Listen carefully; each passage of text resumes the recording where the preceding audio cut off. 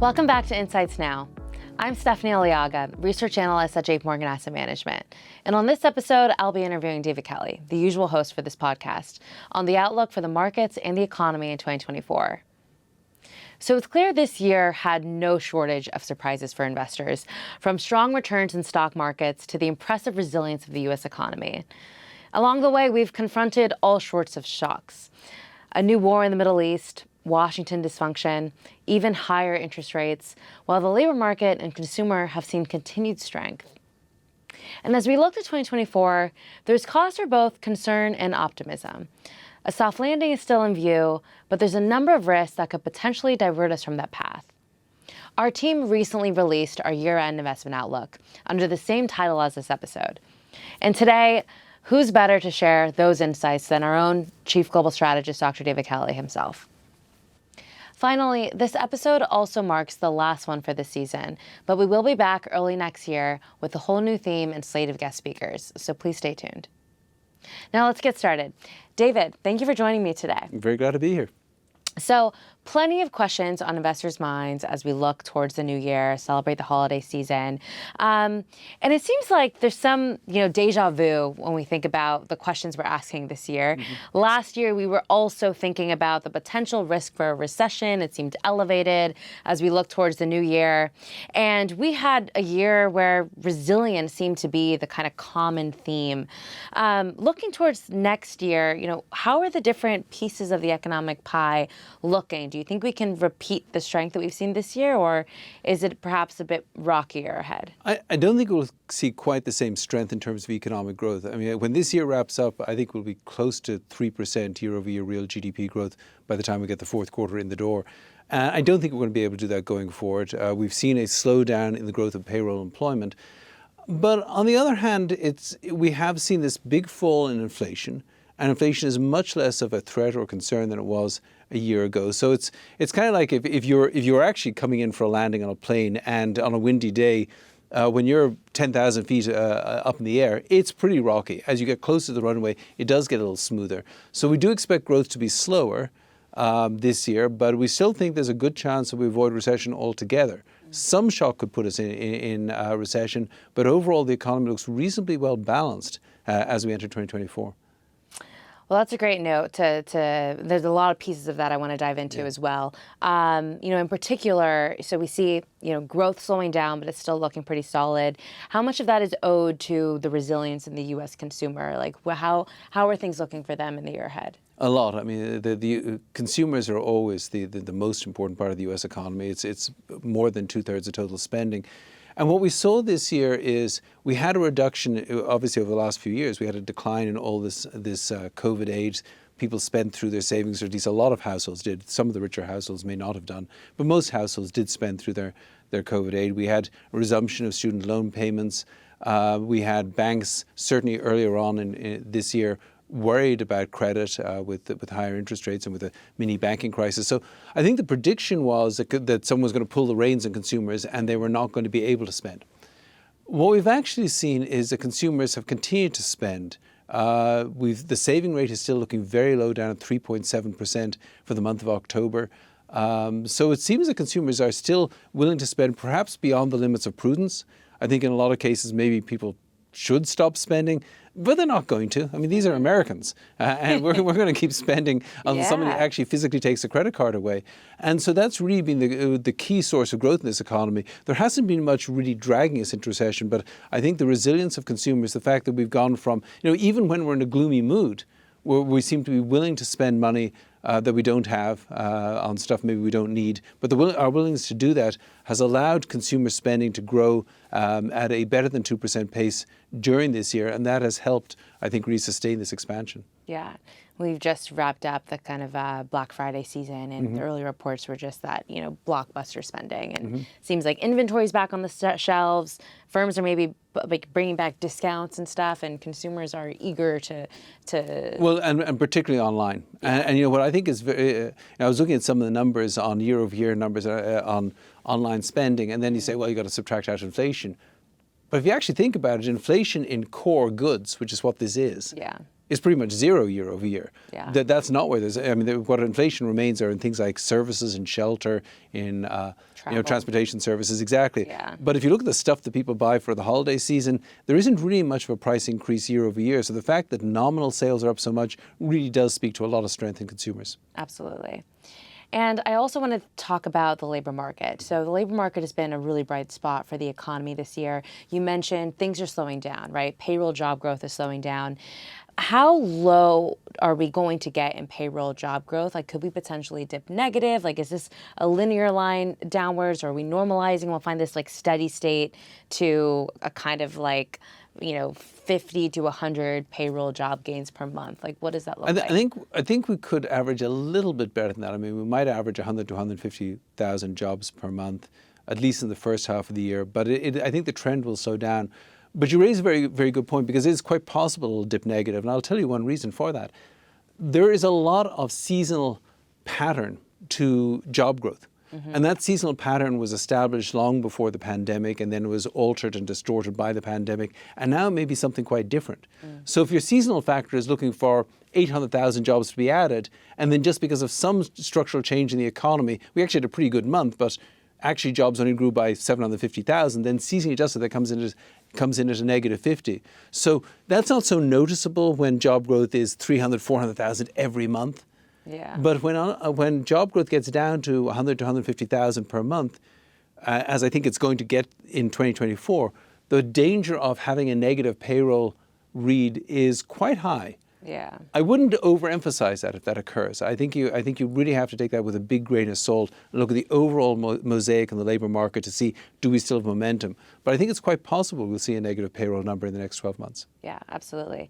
And I mean, I think the seasonal adjustment of economic data has been particularly difficult, right? Last year we had 2 quarters of negative GDP growth. Mm-hmm. And, we could see some noise in some of the economic data as we kind of slow things down here, but the overall picture still looks good. That's right. And I think you just have to look at overall momentum, and that's why correctly the National Bureau of Economic Research looks at a lot of different indicators when they try to figure out, are we having a recession or not? And I think broadly speaking, those indicators collectively may not say recession in 2024 either. Yeah. And when the Fed looks at the labor market, they're particularly looking at wage growth, right? Mm-hmm. We've seen wages decelerate, normalize a bit. They also, peaked to really strong levels in the post-pandemic recovery. Mm-hmm. Where do you see that going? Do you think that the more like chronic labor shortage issue that we've had coming out of the pandemic is going to last a little bit and keep wages elevated? Or do you think we're pretty much going to come back to normal on that? Well, I think wage growth could, I think it'll take a long time for wage growth to get to low levels, and I don't really want to see wage growth get to low levels. Me neither. But I think there are still shortages of labor. But what we've seen is businesses are very determined not to overpay. Mm-hmm. And what you see in survey after survey is they're not going to hire somebody not because they cost too much, but they just don't think they can do the job. And in the pool of unemployed people, there's a lot of labor that's really not very high quality. And so I think a lot of businesses are trying to say, well, okay, how else can we expand? Yeah. And I think you're seeing a lot of businesses really strive to achieve stronger productivity growth because they know they can't hire the people they want. But meanwhile, if you look at when you talk about wage growth itself, it really is a matter of a power struggle between employees and employers. Mm. And one of the hallmarks of the American economy in the 21st century is that employers actually have a lot of power and employees don't. And what we've seen, we have seen some strikes so far through October. We had about 24 major strikes, up from 23 major strikes for all of last year. But still, that's a very pale reflection of what we had back in the 1970s, where we had more than 200 strikes every single year. Yeah. So we still don't have that much strike activity. We don't have that much unionization. I think workers generally, we see benefits are going up by less than wages. So I think companies are doing a good job on holding down compensation costs, even in a tight labour market. I think that's probably where we're going to be, because if the economy is slowing down, if people are still worried about maybe a recession at some stage, I think businesses are going to be able to hold the line on labour costs. I think they're going to be very determined to do that. Yeah, yeah. And I think that's an interesting point that you raised on just the supply-demand mismatch when it comes to workers in the economy right now. Maybe we don't see that JOLTS job openings figure come all the way back down, but is that a true measure of the slack in the labor market, or are we reaching this kind of, structural end to, that supply-demand balance that we can Well, that's right. I mean, if you've got a lot of supply, demand imbalance, then you're going to end up with a lot of jobs that can't be filled and a lot of people who can't be employed. Yeah. And I think that's kind of where we are in America today. Especially with immigration still not doing all that much. Yeah, I mean, immigration obviously is a very controversial subject. We have seen some increase in the number of legal immigrants. If you look at the number, one of the things I check every month is just the number of people or being granted work visas in the United States, and that has been going up substantially relative to where it was over the pandemic. So we're actually above pre-pandemic levels in that. So we are bringing in workers, but still it's not enough to make, to fill the gap in terms of job openings. Right. So I want to shift gears a little bit to talk about the Fed. And coming up, we have the last Fed meeting of the year.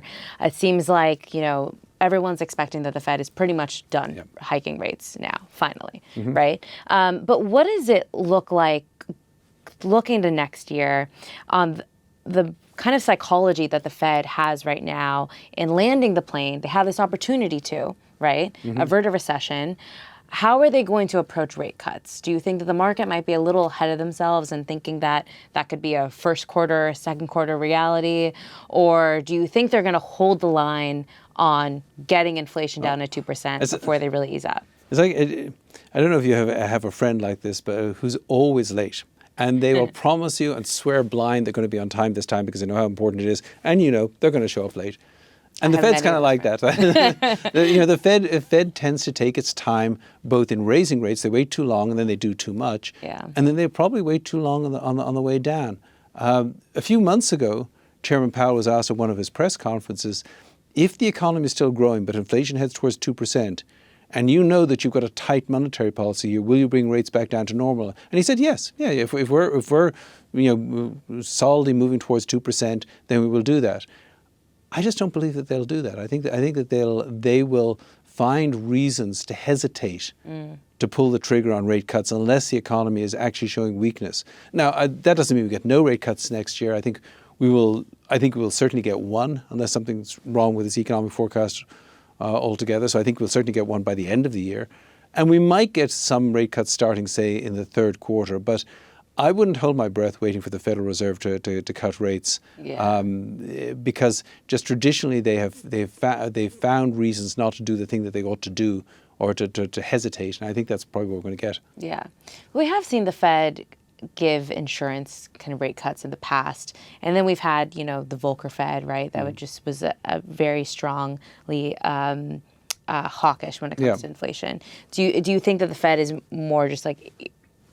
I think the Federal Reserve, I think they took it personally when inflation got out of hand. And honestly, it's kind of like the line from Good Will Hunting. It's not your fault. I mean, you've got to believe this. It's not your fault. It wasn't the Fed's fault that inflation took off. That was because of the pandemic, the fiscal policy response in Ukraine. But the Fed took it personally, and they felt that they had to be, that somehow they'd missed the boat, that their forecasts were all wrong.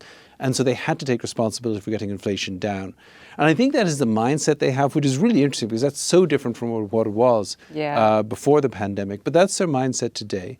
And I think that will cause them to sort of hesitate to cut rates when they probably should. Now, having said that, perversely, I'm not really looking forward to the day that we get an insurance rate cut because I don't think there's such a thing as an insurance rate cut. One of the most dangerous things the Federal Reserve will have to do, the most dangerous part of a soft landing is when the Federal Reserve cuts rates and messaging that. Because if they cut rates to say, look, we're just cutting rates a little bit today because the economy is fine, but we think inflation's come down a little bit. That may be what they said. What people will hear is, we cut rates today because we're scared of recession. And the moment that recession psychology gets going, then the rate cut is actually absolutely counterproductive. Because people will expect more rate cuts, they'll hold off until they get lower rates, then they're going to be scared about a recession. So they've got to communicate that very, very carefully. Absolutely. Yeah, the communication will be key. And so I also want to talk about, what we've seen in the markets this year. So the economy hasn't been the only thing that's surprised everyone in the resilience, right? U.S. stock markets, and particularly, mega cap tech, have also surprised many. What do you think the outlook is for U.S. equity markets going into next year? Earnings resilience has also been a big part of the story this year. Do you think, and you kind of alluded to this earlier, that like corporate America can hold the line and like next year is doing enough to kind of maneuver in a slowing economy? Well, let's talk about earnings and rates first, Yeah. and the sort of fundamentals, and then let's talk about what the market has actually been doing. So I feel pretty good about the fundamental outlook going forward. You're right. I mean, companies have been very resilient in terms of earnings. Most companies, almost 80% of companies, surprise on the upside in terms of earnings in the third quarter earnings season, despite the fact that only a bare majority of companies surprised on the revenue side.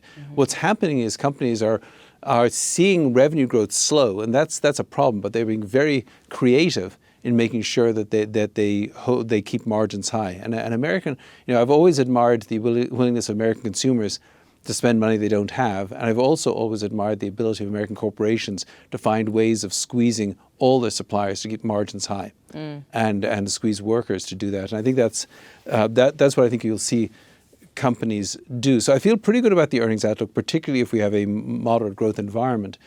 And I feel good about the rate outlook, even if the Fed takes its time. So long as inflation's coming down, I think that will help get us some reduction in long-term interest rates. So I feel pretty good about that. So that would sound like a pretty good environment for equities. And I think it should be. But what's interesting in 2020, you could say a lot of that about 2023. And what happened was a small group of stocks did extraordinarily well, and a very large group of stocks didn't do very much at all. And that could continue. You could see that divergence continue for as long as you have a bull market in equities. But we advise long-term investors. And the problem is that sooner or later, the economy is going to stub its toe and the market's going to stub its toe. And when that happens, when you have a serious bear market, then that divergence in valuations tends to collapse, because people really worry about, once they actually get scared, what is it that I own? And they look at this stock which has got no earnings or is priced at 60 times, then they get scared about that. And they turn more conservative in their investing behavior. So at some stage, this gap, I think, is going to close. I'm not praying for it, because usually that occurs in a bear market. But for a long-term investor, I think we're moving into an environment actually much like what we had 10 years ago. I think we're moving into an environment of low inflation, slow growth, good margins, which would be basically supportive of equities overall. And you mentioned that rates should be coming down. What do you think that means for the yield curve and bond markets more generally, right? Going into this year, it was like, this is supposed to be the year for bonds. We saw a lot of flows into bonds, but the performance hasn't exactly been maybe what some people were expecting this year yet. Well, that's right. We've got a little bit of back obviously, with long-term rates coming down at the end of this year. I think we may see some further declines in long-term rates, but I think bigger declines are going to have to wait for actual Fed rate cuts. And again, I'm not praying for that, because that's probably a bad economic environment when that occurs. But I think even in the absence of rate cuts, maybe you'll get a 25 basis points or 0.25% reduction in long-term interest rates. I think you can make some money out of that, but I think you do need to see that reduction in short rates. What I do think it means, though, is you're going to have this continuation of inverted yield curve. And just don't be scared by that, because what the last 2 years have clearly shown us is an inverted yield curve does not predict an imminent recession. Nor does the index of leading economic indicators, for that matter. So I think we will end up with perhaps an even slightly more inverted yield curve in the first half of this year, as people begin to anticipate those rate cuts. We don't actually get them. And as inflation continues to move towards 2%. So I think you'll see that inversion of the yield curve. I think you'll get decent gains on long-term fixed income. But I think any significant capital gain long-term fixed income is going to have to depend on the economy falling into recession on high-quality fixed income. And as I say, I'm not really praying for that. And so one other potential wild card next year is that we do have a U.S. presidential election, right? How do you think investors should prepare or consider the risks of, a potential Trump re-election or a Biden, re-election? Like, what does the balance of risks look like? How could that change the outlook? Well, people have got very strong political views, and they're entitled to them. Yeah. And we try to help people with investment advice rather than political advice. The one thing that, though, I think history has consistently shown is, well, really two things. One, the American economy has succeeded in growing, and the stock market has succeeded in going up, regardless of configuration in Washington. If it's all Republican control or all Democratic control, or as often is the case if you've got divided government, both economic growth and stock market performance has, on average, been positive. Which tells me that this economy doesn't really run off the wisdom emanating out of Washington. It really sort of kind of runs itself. So we shouldn't overstate the importance of this. The second thing, though, is people should not hesitate to invest because of how they feel about politics. Yeah. And that sometimes it's a hard thing to swallow. But the truth is that, and we've seen polls on this, we know that Republicans felt much worse about the economy than Democrats did under President Obama, and Democrats felt much worse about the economy than Republicans did under President Trump. And so you had that big switch in sentiment. But we also know that people hesitate to invest when they feel badly about the economy. But the third thing we know is that, in fact, the stock market did very well under both President Obama and President Trump. So the message is just, if you look at the lessons of history, don't let how you feel about politics overrule how you think about investing. A very important reminder. Thank you, David. And as we wrap up, is there any other last piece of advice that you would like to give to investors as, we prepare for the new year, reevaluate existing positions, think about where the opportunities are and where they want to maybe take a little less risk going forward?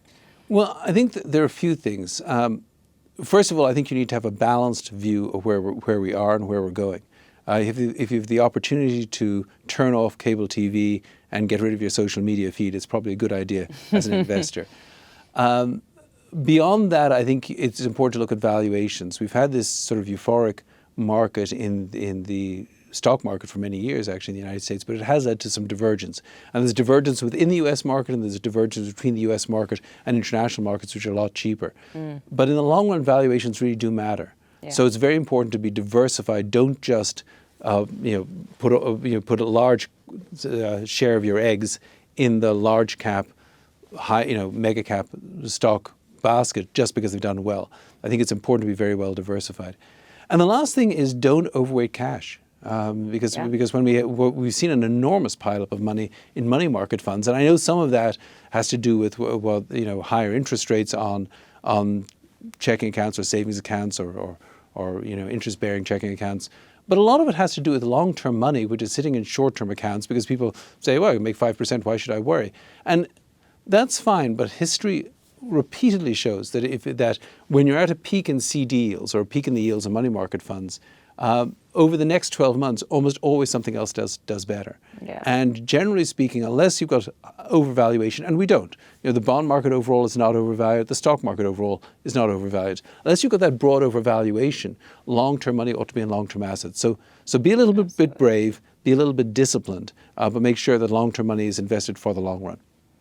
Well, thank you so much, David. That is a great way to end this episode. And thank you to everyone for tuning in today. This wraps up our episode and our 8th season of Insights Now.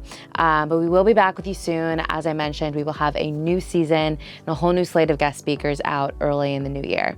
Well, thank you very much.